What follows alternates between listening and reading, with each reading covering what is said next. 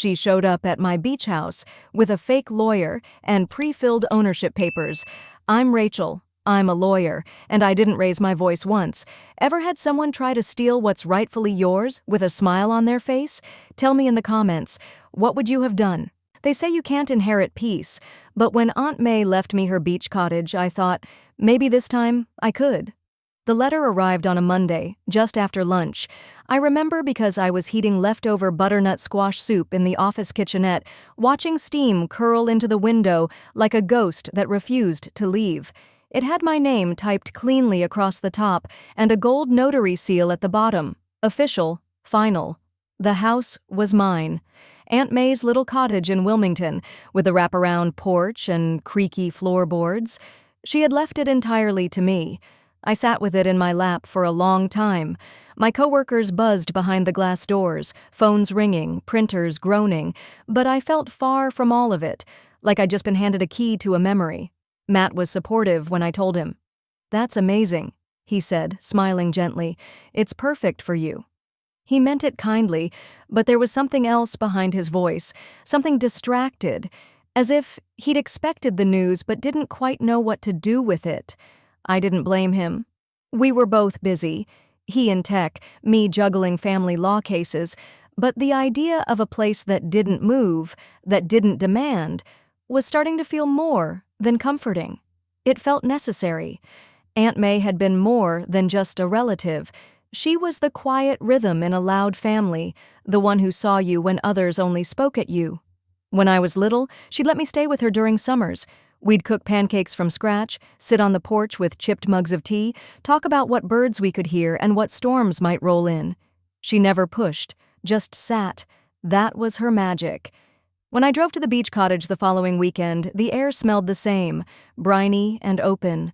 The house was tired but intact, like a woman who'd weathered things without asking for help. The shutters hung loose, the paint peeled in long strips, and weeds curled around the front steps. But it stood, quietly proud. Inside, the floor creaked the same way I remembered. I opened a kitchen cabinet and found a small note taped inside. "Don't forget the extra butter," her handwriting. My eyes stung. Next to it sat a faded blue mug, its rim chipped exactly where it had always been. I ran my thumb over it, like a scar that had never closed. I made tea, sat on the porch, and listened. Nothing spoke, but everything remembered. Back in Charlotte, I told Matt I wanted to keep the house. "Fix it up slowly," I said over roasted vegetables. "Take weekends, maybe holidays." He nodded, then asked if we had enough vacation days saved for winter. I wasn't sure if he'd heard me. Thanksgiving came fast. Barbara, Matt's mother, hosted in her usual pristine way, her table set with exactness, cranberry sauce poured into a crystal bowl. I sat near the end, just beside the sideboard, close enough to see but far enough to be forgotten. At one point, Barbara passed the cranberry sauce to everyone, except me. I reached for it quietly. No one noticed. "Beach house, huh?" she said, as though it had just occurred to her. "That's a lot of responsibility, especially with your schedule." I nodded, swallowing. It meant a lot to Aunt May. I want to take care of it. Barbara smiled, a careful one. "Of course, but love doesn't pay for plumbing." The room didn't shift. No one looked up, but inside me something small took root. I didn't say anything else that night. I helped clear the plates, refolded a napkin that had already been straight, and smiled when I was expected to.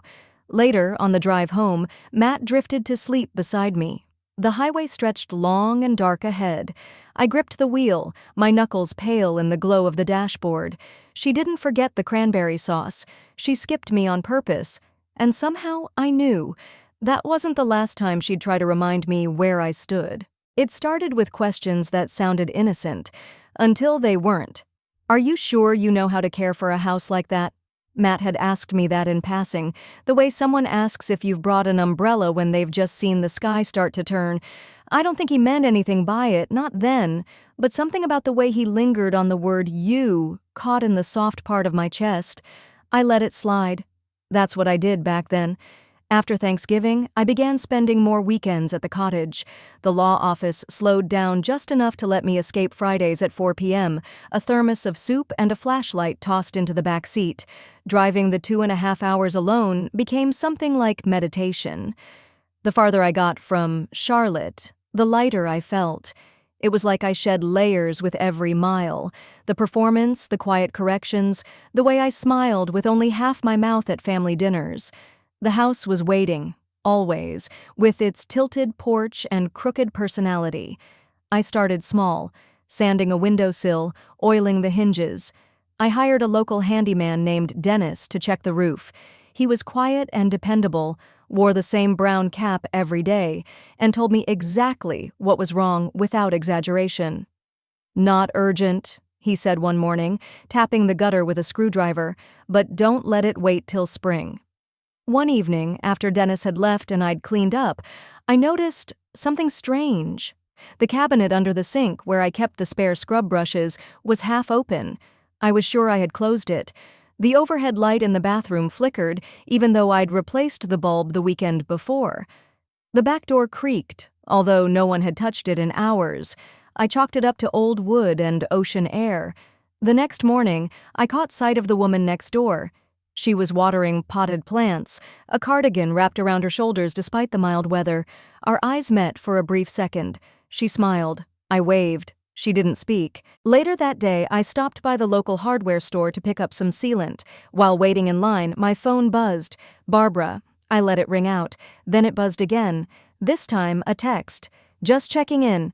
Did you use weatherproof paint? Salt Air is brutal on cheap finishes." I stared at the screen for a long moment. I hadn't told her I was working on the cottage. I hadn't even mentioned that I was here this weekend. That night, I asked Matt how she knew. He looked up from his laptop, face genuinely confused. "Didn't I give her the address a while ago? I thought you said it was okay." I hadn't, and I didn't. At first, the calls and texts came once a week, suggestions disguised as care. "Have you checked the foundation? You know these old houses shift. Hope you're using real insulation. Coastal wind finds every crack. Just want to make sure you're not getting in over your head." I stopped replying. Then came the next oddity. I arrived one Saturday to find one of the chairs from the porch moved, subtly, just a few inches left of where I kept it, but unmistakable. The mug I'd left drying in the kitchen sink was gone, then reappeared 2 days later in the wrong cupboard. A notepad I used to keep track of repairs had scribbles I didn't recognize. They weren't threats. They weren't even legible, just shapes, circles, lines. I tried to rationalize. Maybe I'd done it without realizing. Maybe wind had blown the door just enough to shift the air, but I didn't believe it. I couldn't. Not anymore. The following Thursday, I returned to Charlotte. I made a bowl of reheated tomato soup and sat at the kitchen counter while Matt worked late. I ate slowly, spoon tapping against the edge of the bowl. Then I pulled up a tab on my laptop and searched for discreet indoor security cameras. Something small, something quiet. By Saturday morning, I had it set up. Just one device tucked into the hallway bookshelf, angled toward the front room. I didn't tell Matt. I didn't tell anyone. Days passed. The weather dipped colder. Christmas lights appeared on neighbors' roofs. At work, the conference room is filled with sugar cookies and rotating secret Santa gifts. At home, Barbara invited us over twice and I declined both times. "Tell her I'm behind on work," I told Matt. He didn't argue. Then, one night, I checked the camera footage. I hadn't looked at it in a few days. Most recordings were boring, shadows from passing cars, sun shifting across the hardwood floors. But then I saw it. A woman entered the front door, not breaking in, unlocking it, wearing a deep red coat, her hair pulled back, stiff with product. Her movements are too familiar. Barbara. She stepped inside slowly like someone who'd rehearsed this. She looked around, then walked directly to the small table in the entryway, opened a drawer, pulled out a piece of paper, put it back, straightened the table lamp. Then I left. The whole thing lasted under 4 minutes, but it played in my head for hours. I didn't call Matt. I didn't even call Barbara. I just sat there, in the same chair where I'd first read the inheritance letter. The soup was cold. The house was silent. I hit replay once, twice. On the third time, I paused the screen. Her hand was on the doorknob just before she exited. No hesitation, like it was hers. I whispered to no one. She really did it. I was halfway through my bagel when Matt called from the porch. "You need to come out here, now." The cream cheese still clung to the corner of my thumb as I wiped it on a napkin and stepped outside. The air was crisp, touched with early spring, and the breeze smelled faintly of jasmine and salt. It was supposed to be a quiet weekend. Paint a few shutters, sweep the porch, maybe sit in the hammock if the sun held. Instead, Barbara stood at the foot of our steps in a tailored navy blazer and heels that dug into the gravel like declarations of war. Beside her, a thin man with an unfortunate mustache clutched a briefcase like it contained nuclear codes. "Rachel," she said, voice bright as morning television. "I hope we're not interrupting anything." I glanced at Matt. He looked like someone who had been asked to hold a grenade and wasn't sure if the pin was still in place. "This is Todd Fields," Barbara continued, gesturing with a flourish. "Our family attorney." Todd gave a stiff nod. His collar was uneven, and sweat had already started to pool at his temples. I could hear the paper bagel wrapper fluttering behind me in the breeze.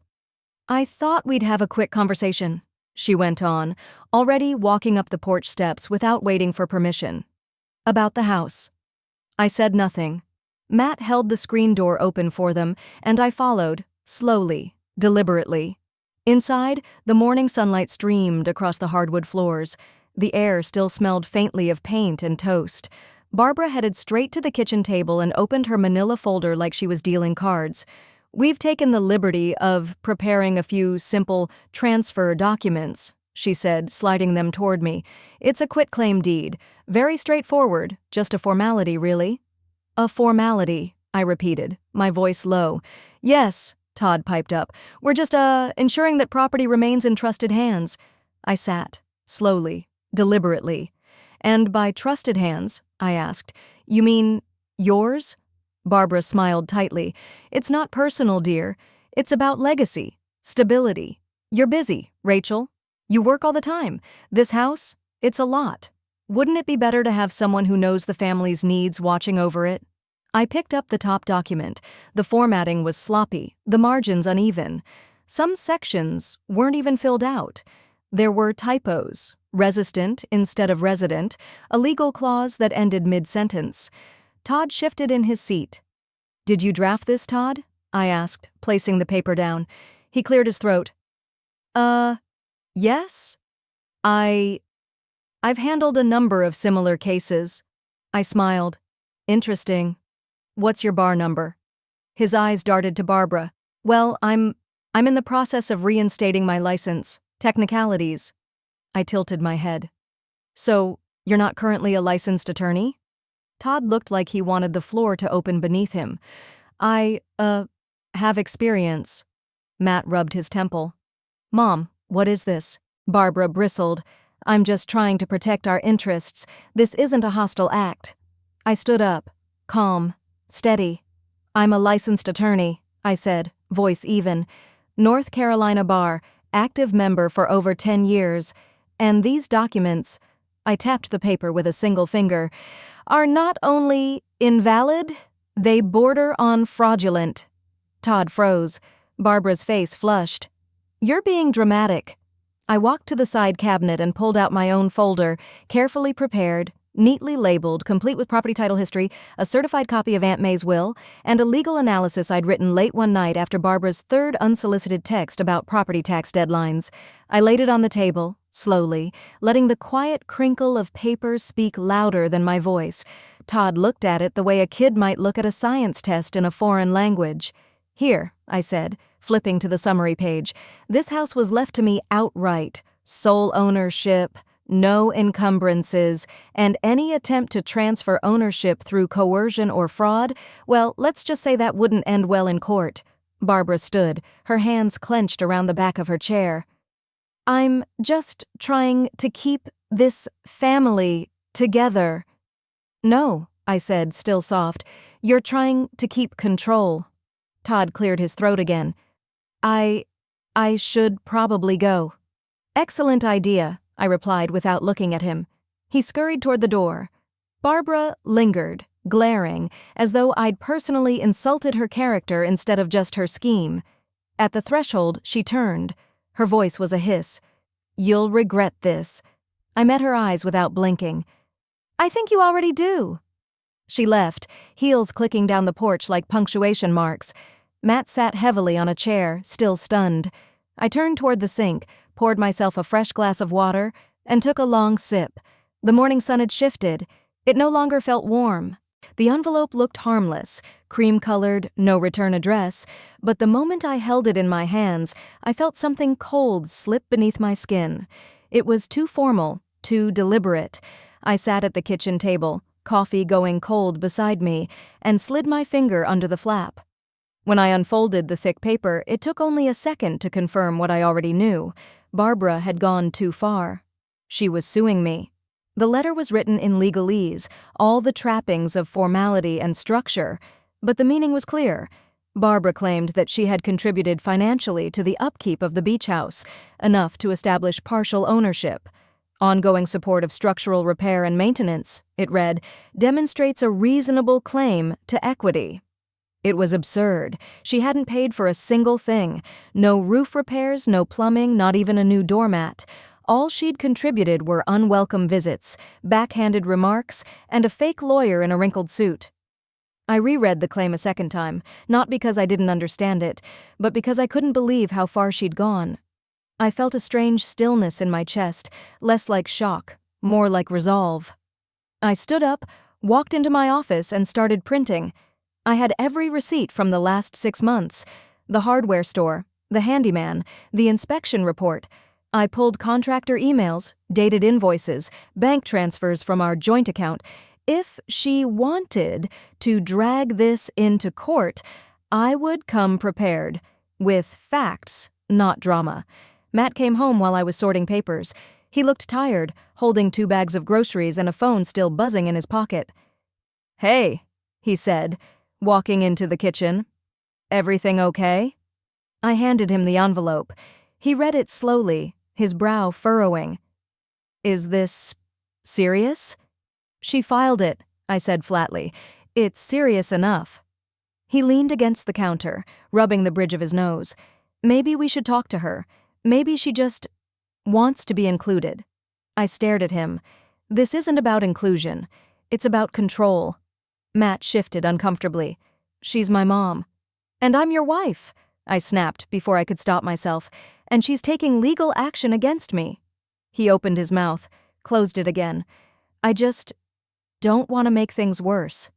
"They're already worse," I said, my voice quieter now. "She's suing me." That night, I stayed up late organizing documents under the glow of my desk lamp. The house was quiet except for the hum of the fridge and the occasional creak of settling wood. Outside, the cicadas buzzed like static. It was summer, and the air felt like it hadn't moved in hours. Sweat clung to the back of my neck, and I worked with the fan turned toward me, blowing a slow, useless breeze. At one point, I paused to sip lukewarm tea and looked around my office. The stacks of paper, the opened folders, the timeline I'd started drafting on a yellow legal pad, it looked like a war room, and in a way it was. This wasn't just about property, it was about drawing the line. The next day, Matt took a phone call outside. I saw him pacing through the window, hand in his pocket, jaw tight. I didn't ask who it was. I already knew. When he came back inside, he avoided my eyes and said nothing. That evening, I sat on the front porch with Helen. She lived next door, older, always kind. We hadn't spoken much before, but she'd always waved, always smiled. That day, she brought over iced tea, real tea, with lemon slices and just a hint of sugar. We sat without talking for a long while. The neighborhood was alive with summer. Kids rode bikes past our houses. A lawnmower growled in the distance. Somewhere down the block, someone was grilling, the scent of char and spice hanging in the air. Finally, I said, "Barbara's suing me." Helen raised her eyebrows but didn't look surprised. "Over the house?" I nodded. She sipped her tea. "Some people think love means being owed something," she said, "but real love doesn't keep score." I didn't respond. I just looked out at the street, blinking against the setting sun. "I used to think keeping quiet was the way to keep peace," I said after a while. "Now I think it just teaches people how to cross your lines." Helen didn't say anything else. She just reached over and gently touched my hand. When I went back inside, Matt was sitting at the kitchen table, scrolling through his phone. I didn't want to fight. I didn't want to explain, again, why this wasn't just a misunderstanding. "If she wins this," I said, placing the binder of documents on the counter, "I'm not just walking away from the house." He looked up slowly. "I'm walking away from you too." The words fell between us like a gavel. Final. Matt stared at me for a long time. He didn't ask questions. He didn't offer comfort. He didn't say a word. And somehow, that said everything. The courtroom was cold, not in temperature, in the way a room gets when truth is about to fall like a gavel. I sat straight-backed at the defense table, palms resting flat on my thighs, breathing carefully through my nose. Outside, a drizzle dusted the windows, casting a sheen of gray across the courthouse walls. The wooden benches creaked when people shifted, but no one spoke above a whisper. It felt like the entire room was holding its breath. Barbara sat across from me at the plaintiff's table, wrapped in a pale pink blazer that matched nothing in her demeanor. Her lips were pressed together in a tight, noble line, the corners tugged down just enough to read like quiet martyrdom. She glanced at the judge, then at the empty jury box, then at the ceiling, like she was preparing for a sermon. Or a performance. Matt sat in the back row behind me. I hadn't asked him to come. He did anyway. His posture slouched, hands clasped between his knees. He looked like someone waiting for bad news he already suspected. The judge entered, a woman in her 60s, hair silver and straight, expression carved from something tougher than time. She didn't look like someone who tolerated pageantry. I liked her immediately. Barbara's lawyer stood. He was young, too young, nervous, the kind of attorney who might have still used Google to double-check terminology before walking into the building. He cleared his throat. "Your Honor, this is a case rooted in familial trust and betrayal." I didn't flinch. "Mrs. Carter," he gestured toward Barbara, "is a mother and grandmother who acted in good faith. She financially supported the preservation of her late sister-in-law's property, now at risk of being taken from the family entirely." The judge raised an eyebrow but said nothing. He continued, "She has maintained that her contributions, while perhaps not formally documented, were real, intentional, and carried out with the expectation of long-term involvement in the property." Barbara nodded solemnly, a pearl earring catching the fluorescent light. The judge motioned. "You may call your witness." Barbara rose slowly, like she was ascending to sainthood. Her heels clicked once on the tile floor as she made her way to the stand. She adjusted her blazer, folded her hands neatly in her lap. The questioning began. "Mrs. Carter," her lawyer said softly, "can you describe the nature of your financial involvement with the beach property?" Barbara smiled faintly. "Of course. When Rachel inherited the house, I knew it would be overwhelming. It needed work, serious work, so I paid for some repairs, quietly, discreetly, because I didn't want to embarrass her." "And did you keep records of these payments?" Barbara shook her head gently, like a mother recalling a child's misstep. "Number it was family. We don't keep score in this family." "Can you name any contractors you hired?" "Well," she hesitated, "I didn't deal with them directly per se. I passed money along. Helped with what I could." "And how did you pay?" "Mostly cash," she said quickly. "Smaller jobs here and there." Her voice trembled slightly. She looked at the judge, the corners of her eyes glistening just enough to read, "Sympathetic, but dignified." When her lawyer was done, the judge turned to me. "Defense." I stood up slowly, smoothed the front of my dark blue jacket, and walked toward the stand. "Mrs. Carter," I began, voice even, "you say you paid for repairs. Can you name a single company you paid directly?" She hesitated. "Like I said, I didn't coordinate them." "So you didn't hire any contractors yourself?" "No, but Can you list the dates when you provided money for these repairs? I don't recall the exact dates. It was over several months. Ballpark? I asked. Summer, last year maybe. Or fall. I nodded. And do you have any receipts? Bank withdrawals? Venmo? Zelle? Anything? She squared her shoulders. I told you, it was cash.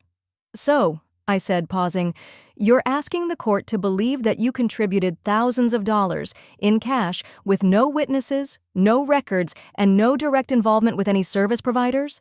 Barbara's face hardened. Are you calling me a liar? No, I said, pulling a thick folder from my bag. I'm letting the documents speak. I walked them to the judge's bench. She took the folder, opened it, and began flipping through the pages. Every contractor invoice, every emailed confirmation, payment records from my bank, time-stamped before and after photos, a timeline that spanned 6 months, each page annotated and labeled. The courtroom fell into a hush so deep I could hear the old clock ticking near the back wall. Barbara sat frozen. The judge flipped another page, then another. She didn't rush. She didn't look up. I turned, briefly, and looked at Matt. He wasn't smiling, not nodding.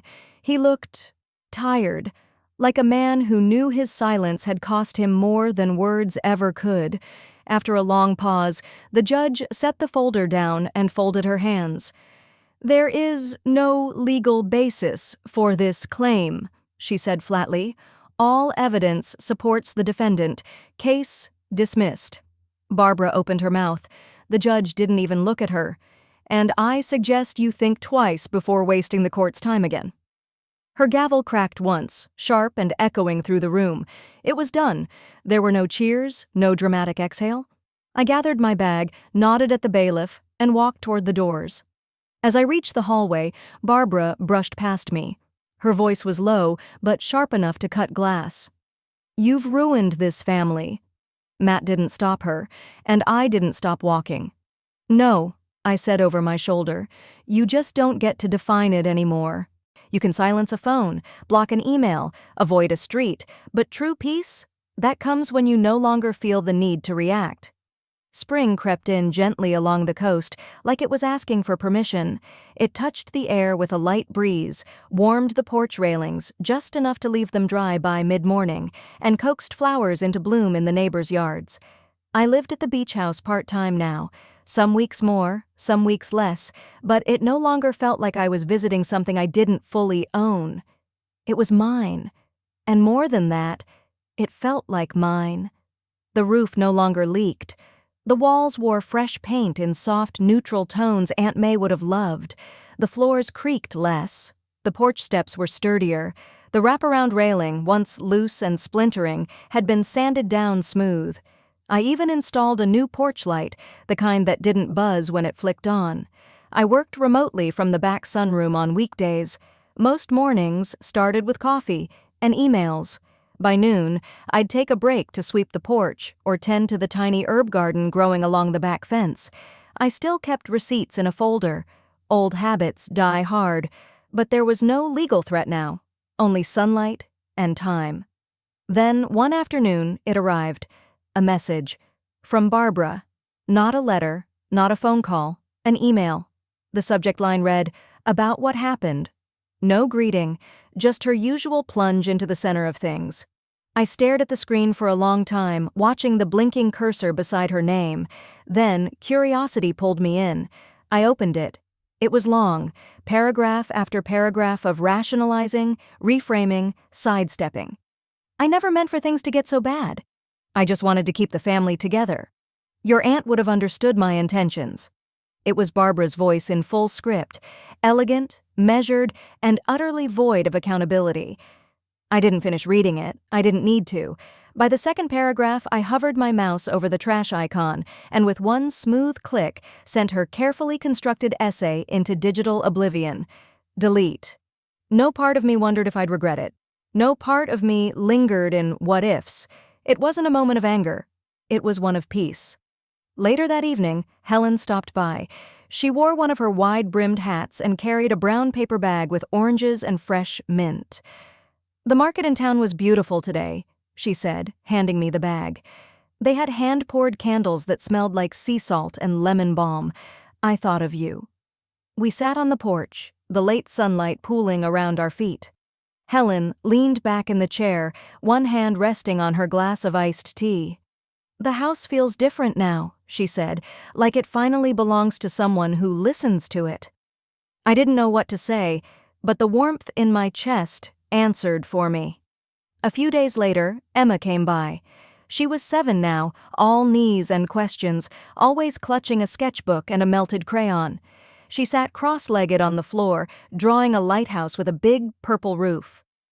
"Auntie Ray," she asked without looking up, "why don't you talk to Grandma Barbara?" The question was soft, innocent, not meant to hurt. I took a breath.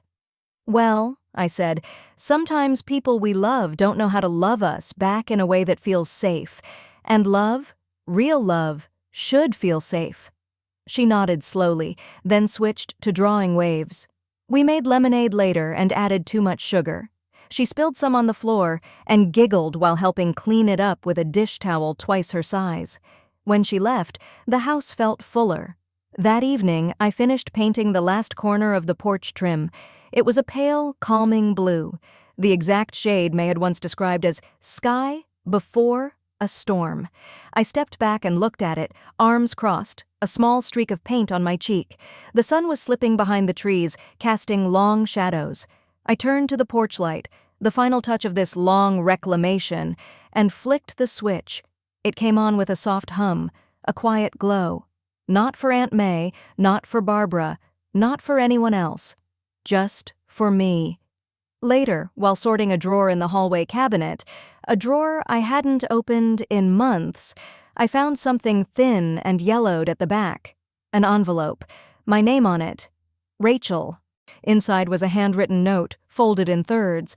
"To Rachel, the one who sees a house not as walls, but as a choice. This place will always hold you, but only if you let it. Live in it. Laugh in it, and when it's time, forgive loudly or softly, whichever suits your heart. You don't owe anyone the version of yourself they prefer, just the truth." I pressed the paper to my chest, not in grief, but in recognition. Not everything needed fixing.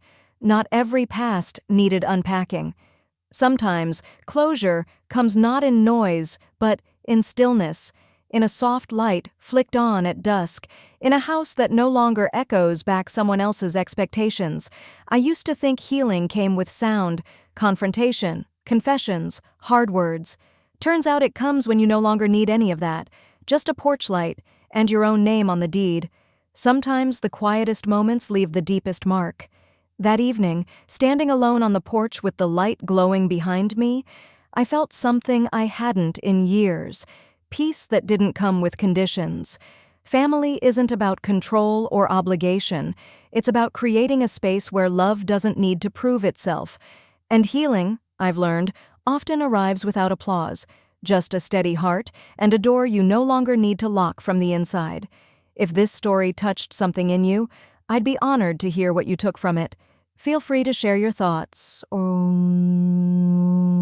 simply leave the porch light on for someone who needs it.